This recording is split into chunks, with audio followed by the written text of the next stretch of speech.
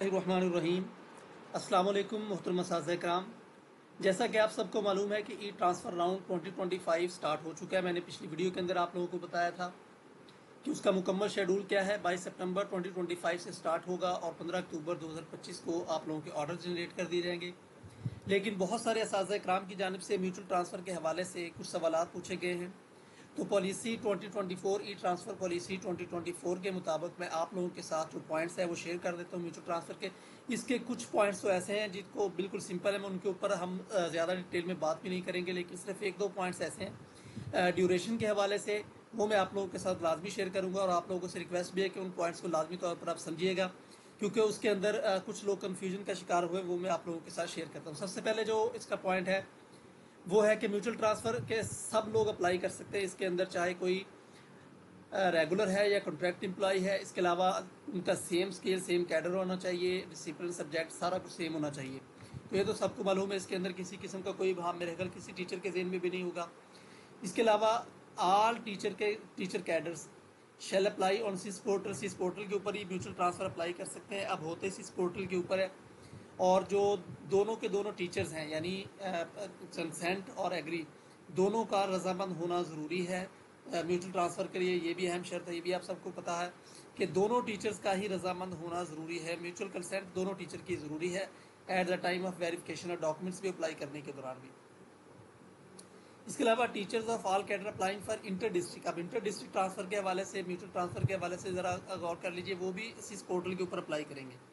Inter district mutual transfer वाले भी सिस portal के ऊपर ही अप्लाई करेंगे, और जो उनके ऑफिस होंगे वेरीफाई करेंगे writing mutual consent of both teachers. उनके रिटर्न में एप्लीकेशंस लेंगे, जो उनके सीईओज होंगे उनके कंसेंट को वेरीफाई करेंगे। इसके अलावा उन टीचर से जो इंटर डिस्ट्रिक्ट के लिए अप्लाई करेंगे उनसे no objection certificate, no inquiry certificate and no demand certificate भी लिए जाएंगे। अब मैं आप लोगों को चौथा पॉइंट बता देता हूँ। जो चौथा पॉइंट है वो ये है कि न्यूली रिक्रूटेड टीचर यानी जो अभी न्यूली अपॉइंट हुए हैं वो म्यूचुअल ट्रांसफ़र के लिए अप्लाई नहीं कर सकते। कितने साल तक? 2 साल तक, with in 2 years of their service except on hardship या कंपलसेंट ग्राउंड। ये अलग चीज़ है, यानी अब आप यहाँ पर ये चीज़ नोट कर लें, विद इन 2 years। अच्छा, यहाँ पर ये अभी चीज़ बात मुकम्मल नहीं हुई। ये इस चीज़ को आपने समझ नहीं लेना कि ये विद इन 2 years है, क्योंकि मैं आगे चलकर आपको बताऊंगा कि जो शर्त है म्यूचुअल ट्रांसफ़र के लिए वो 1 साल की है। वो किस तरह से है वो मैं आप लोगों के साथ बताता हूँ। नेक्स्ट है, ये भी ज़रा गौर से समझ लीजिए ये वाला point. A teacher can not apply for second mutual transfer with in 2 years। ये बात ज़रा जहन में रखिएगा, second mutual transfer with in 2 years यानी 2 साल के अंदर दूसरी मरतबा, यानी दूसरी मरतबा अगर किसी ने पहली मरतबा म्यूचुअल ट्रांसफ़र करवाया है तो दूसरी मरतबा अगर अप्लाई कर रहा है तो 2 साल से पहले वो म्यूचुअल ट्रांसफ़र के लिए अप्लाई नहीं कर सकता। ये बात आप जहन में रखिएगा।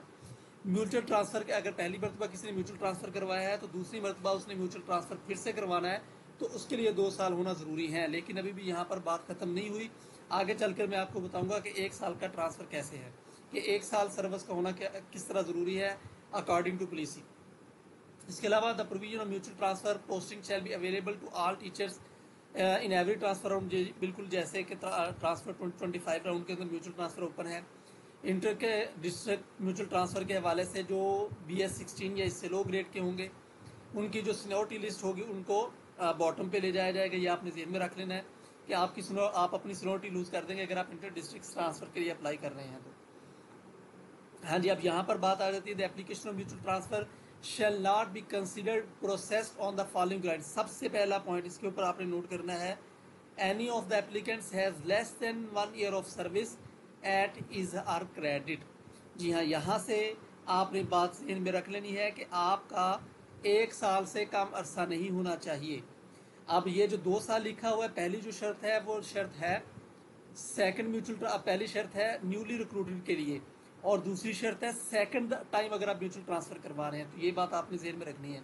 जबकि एक्चुअल क्या है जो पॉलिसी के अंदर है कि अगर आपने पहली दफ़े म्यूचुअल ट्रांसफ़र करवाना है तो फिर आपके लिए 1 साल की शर्त ज़रूरी है। इसके अलावा कौन और ट्रांसफ़र नहीं करवा सकता है?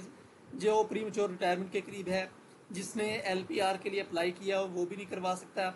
इसके अलावा जो प्रमोशन की एक्चुअलाइजेशन के लिए अप्लाई कर रहा है, वेट कर रहा है, वो भी नहीं करवा सकता। और जो डिसिप्लिनरी या क्रिमिनल प्रोसीडिंग के फेस कर रहे हैं वो भी नहीं कर सकता। تو یہ تھی ویڈیو. امید ہے آپ لوگوں کو انفارمیشن اچھی لگی ہوگی. ویڈیو کو لائک کیجیے گا اور میرے چینل کو سبسکرائب کیجیے گا. Thank you so much.